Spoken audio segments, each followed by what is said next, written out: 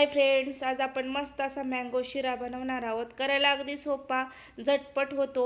तर आता सीझन संपत आलेलं आहे. तुम्ही सुद्धा असा मँगो शिरा करून बघा, तुम्हाला सुद्धा आवडेल. आपण तोच शिरा खाऊन कंटाळा आला असेल ना, तर नक्कीच तुम्ही टेस्ट बदलवण्यासाठी मस्त असा मँगो शिरा करून बघा, तुम्हाला सुद्धा खूप आवडेल. तर आता आपण रेसिपीला सुरुवात करूया. इथं मी 1 वाटी रवा घेतला आहे, 1 वाटी तूप घेतलं. तूप वितळल्यानंतर आहे ना, त्याच्यात छान असा रवा टाकायचा. अशा पद्धतीने रवा छान गुलाबी होईपर्यंत आपल्याला परतून घ्यायचा आहे. तुम्हाला जर माझ्या रेसिपी जर आवडत असतील ना, तर लाईफ इझी यम्मी या यूट्यूब चॅनलला लाईक, शेअर आणि सबस्क्राईब करायला विसरू नका. तर अगदी कमी गॅसवरती आपल्याला हा रवा भाजायचा आहे. खूप फुल गॅसवरती अजिबात भाजायचा आणि 7 मिनिटासाठी हा रवा भाजून घ्यायचा. करायला झटपट होतो, चवीला सुद्धा अप्रतिम होतो. नक्कीच तोच रवा खाऊन तुम्हाला कंटाळा आला असेल तर असा एकदा नक्कीच तुम्ही आंब्याचा शिरा करून खाऊन बघा.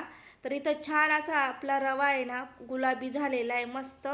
तर आता आपण याच्यात पाणी टाकून घेणार आहोत. पाण्याचं अगदी अर्धच प्रमाण आपल्याला इथं टाकायचं आहे, कारण आपल्याला 1 वाटी आंब्याचा रससुद्धा टाकायचा आहे. आणि साहित्य जे आहे ना, ते डिस्क्रिप्शन बॉक्समध्ये लिहून दिलेलं असतं, नक्कीच तुम्ही बघा.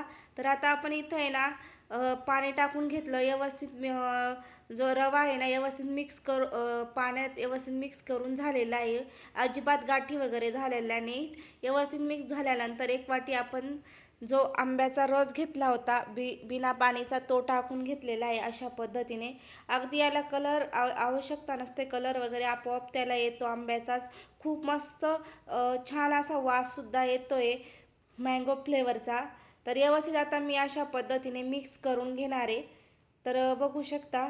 आता आपण इथं आहे ना, काजूचे तुकडे टाकून घेतले मी. तर इथं साखर आवडीनुसार साखर टाकून घेतली. तुम्ही काजू बदाम ड्रायफ्रूट्स तळून टाकू शकतात. तर व्यवस्थित छान मिक्स करून घ्यायचे.